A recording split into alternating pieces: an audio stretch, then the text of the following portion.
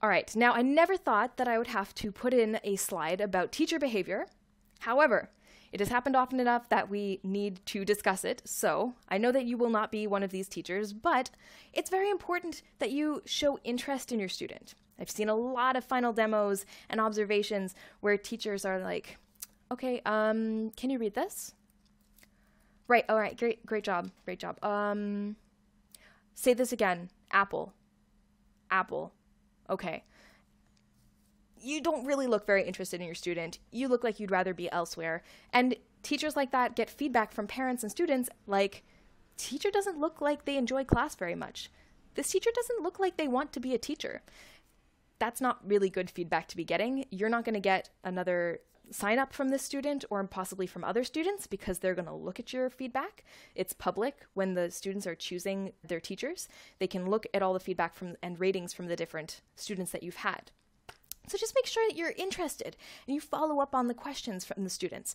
So if a student is talking about, oh, teacher, I went to the park this weekend and I went fishing and I went skiing, you can be like, oh, wow, which one of these things do I want to address? I can travel the road of any one of these and find interesting answers at the end. Maybe I talk about the skiing and I say, oh, wow, tell me about the skiing. That sounds amazing.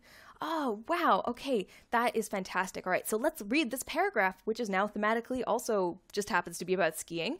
And then you say, oh, wow, that was a great job.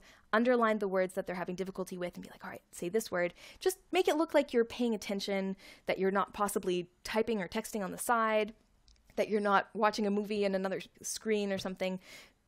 Stuff like that. Be interested.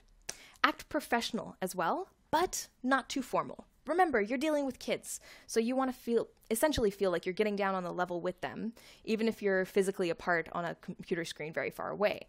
So by acting professional, obviously that means don't be, I mean, we're going to talk about this in a second, but like don't do anything you wouldn't do in an offline classroom, in your online classroom.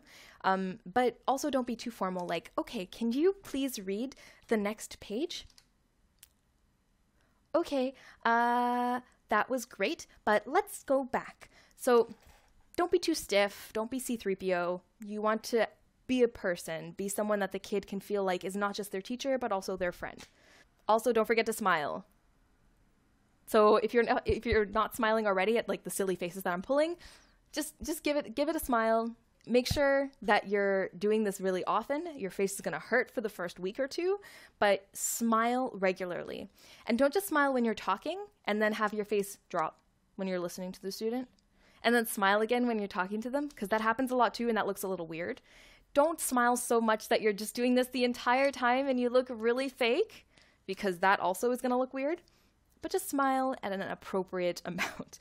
Just make sure you don't forget, because I have observed classes in the past and 9 out of 10 weren't smiling on this particular day, and then the final teacher was, and the warmth and atmosphere of that classroom was completely different and completely amazing by contrast. So really, smile. It's very, very important. And finally, don't floss. Now, you might be wondering if this is an acronym for something else, or is this maybe a code for like a grander thing. I literally mean don't floss.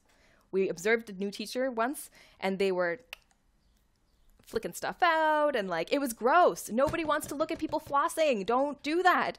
If you don't do it in an offline classroom, why would you do it in an online classroom? The same goes for eating. The same goes for making coffee. The same things goes for, multitasking. Like you have a kid under one arm and you're vacuuming and you're teaching. Don't do that. Just pay attention to the student. Be professional, not too formal, smile, and don't be Cameron Diaz and bad teacher.